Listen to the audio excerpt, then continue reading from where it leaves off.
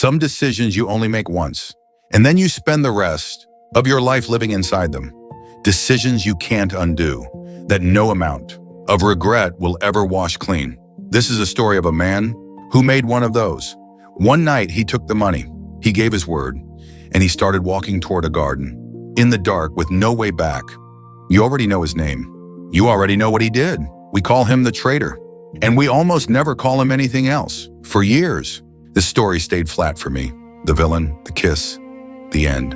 But this story isn't about what Judas did. It's about what Jesus did on that same night. Because when the traitor came to hand him over, Jesus didn't answer with a curse. He answered with a single word. A word that, in that moment, made no sense to say. A word so strange that 2,000 years later, it's still hard to hold. And to understand it, you have to go back to that night. When you hear the name Judas, you already have a picture. The man of money. The man of the false kiss. The one who sold. His teacher. That's the easiest picture. And the poorest. Because before that night, Judas wasn't a symbol. He was one of the 12. He walked in the same roads as Peter and John. He ate the same bread. He heard the same words that turned other men's lives inside out. Jesus let him into the inner circle. He put the shared money in his hands. Nobody tricked Judas into being there. He was chosen. He was trusted. So what came later wasn't an attack from an enemy. It was a wound from one of his own. And the worst wounds almost always come from our own, because for a betrayal to cut that deep, there first had to be years of closeness. It wasn't a contract that broke that night. It was 3 years of roads, of nights under open sky, of meals at the same table. Judas didn't betray a stranger. He betrayed the one who knew his voice half asleep. Closeness doesn't protect you from betrayal. Sometimes it's exactly what makes it possible. There were 12 of them. 11 of the names we still say with respect. One we remember with a single word, Judas, as if he had been born a traitor. He wasn't. No one is born a traitor. You become one, step by step, almost without noticing. But the real question of this story isn't how Judas fell. It's what Jesus did with a man who had already sold him. And the answer started long before the kiss. The betrayal didn't begin in the garden, not with the soldiers, not with the kiss. It began much earlier, in a place no one could see. It began the day Judas stopped looking at Jesus the way he used to. Maybe he was waiting for a different kind of king, one with a sword, a throne, a kingdom that came by force. And Jesus kept talking about forgiveness, about serving, about losing in order to find. The Bible doesn't hand us every motive, but somewhere in those 3 years, the silver in his hands started to weigh more than the man in front of him. And to understand that is not to excuse it. Nobody pushed him. He took every step himself. That's how a heart goes cold, not all at once, but in the quiet, while on the outside, everything still looks the same. He kept his seat, he kept the purse, and no one saw. The inside going dark, until one day Judas went to the priest. The decision was already made. Only the price was left to settle. What are you willing to give me to hand him over to you? 30 pieces of silver, the price of a slave. That's what the man who walked beside him was worth that night. The Last Supper came, all of them together like so many times before. But this was the last time. And Jesus knew it. He knew that within hours one of them would hand him over. He knew exactly who, and still he gathered all of them at one table, including him. That night he did something no one expected. He stood up. He took off his outer robe. He picked up a towel and a basin of water, and he knelt down in front of his own students. The teacher, on the floor doing the work of the lowest servant in the house. No one did that. A teacher washed no one's feet. The students didn't understand.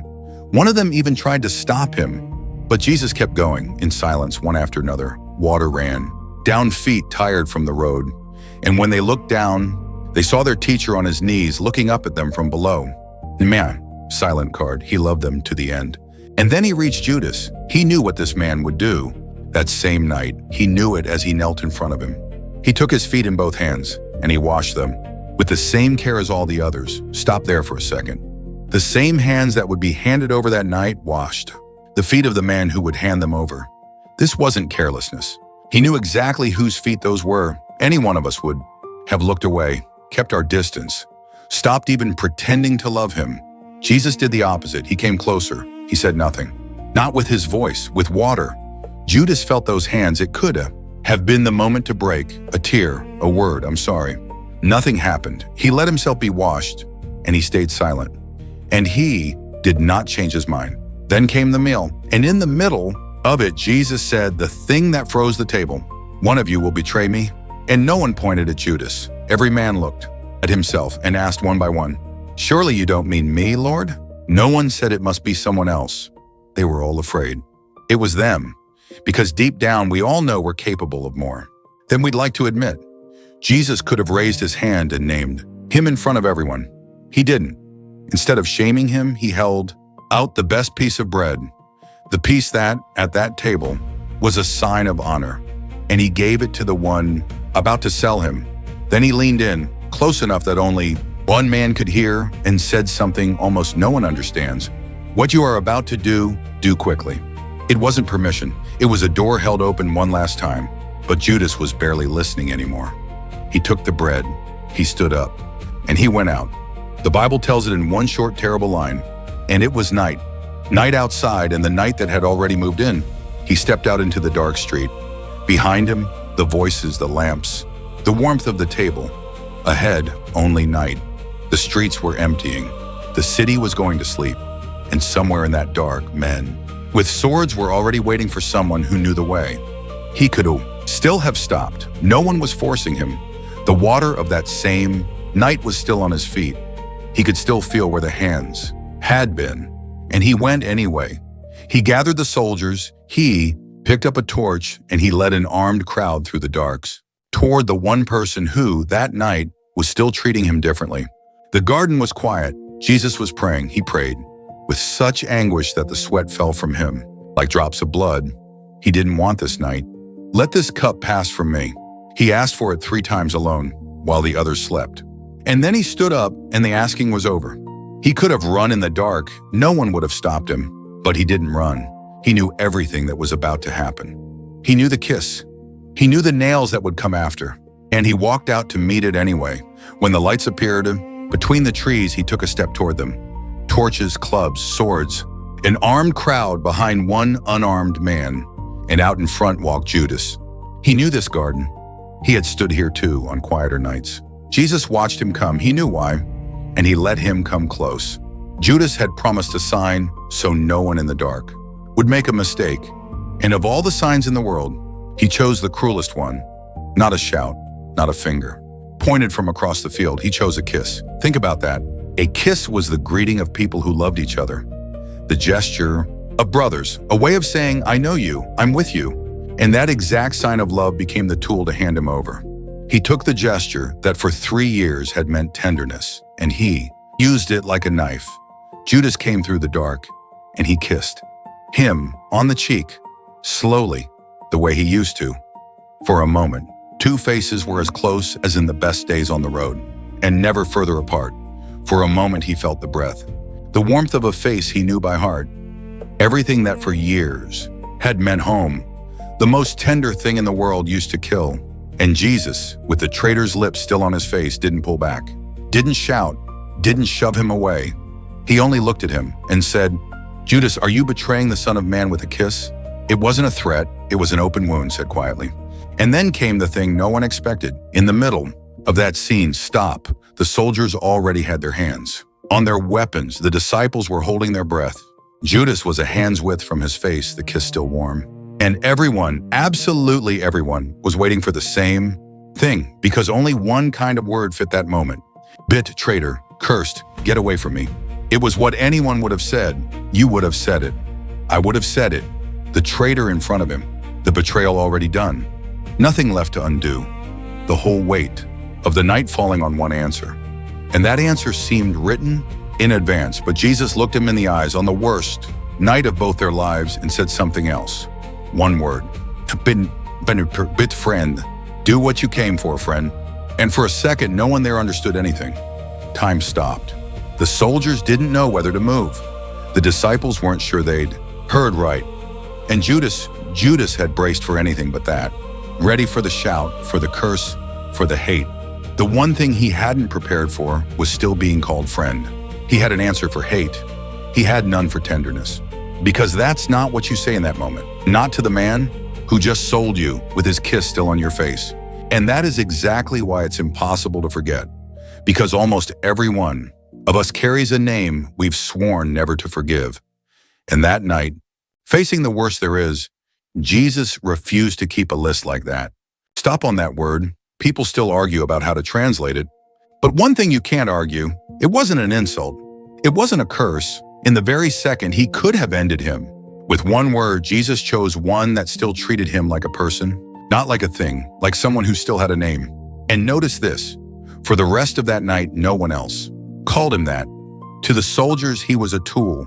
To the priests, not even that, and only to one was he still someone. And that one had more reason to hate him than anyone alive. Now go back to the supper a few hours earlier. Those same hands had washed his feet without a single word. First there was water, now there was a word. Twice in one night, without raising his voice, Jesus told him the same thing. I haven't let go of you yet. It's not that he didn't understand. He understood better than anyone. He knew the cross was coming. He knew this kiss set it in motion. And knowing that, he was not the first to let go. Most of us wounded like that slammed the door. He, wounded more than anyone, left it open. That isn't weakness. It's the hardest kind of strength there is. And the word wasn't a reward. Not because Judas had repented. Not because he had earned it. It's simply who Jesus is. Friend doesn't erase the betrayal. It was real. It was heavy. It did its damage. The word does something else. It leaves a door open, a last one, right when there were none left. The soldiers led Jesus away, and Judas stayed behind in the dark, with money in his pocket and that word still ringing in his ears. Vi har to beat friend. He heard it and couldn't carry it. An insult would have been easier. An insult you hate, and you walk on. But how do you carry, for the rest of your life, a friend you couldn't accept? Then the weight of everything he'd done caught up with him. He went back to the priests. He threw the money down in front of them. I have sinned. I have betrayed innocent blood. But they didn't want it anymore. They already had what they came for. And no one, the whole night, offered him a way out. No one, except the man he had just betrayed. That's the bitterest irony of all. The only door still open was the door of the one who was handed over. And Judas didn't walk through it.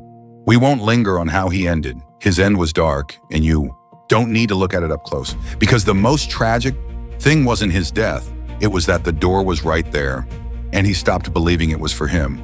And here the story stops being only about Judas. Why couldn't he believe it? Not because the door was shut, because he had already decided it wasn't for him. And how many times have you stood in front of something you broke and decided the way back was closed? Not because it was, because you stopped believing it was open. Look at that night one. More time. A man walks into the dark, certain it's already too late. A petit bit, and it was night. But behind him, a door stays open. The one door no one expected to find open at all. He never turned around to see it. The word that held it open didn't follow him to punish him. It followed him to bring him home. The question this story leaves isn't whether you've earned the way back. Judas hadn't either. It's whether you'll believe the door is still open. The same word he couldn't carry is still standing in the dark, holding it, and it was never only his. Be the friend.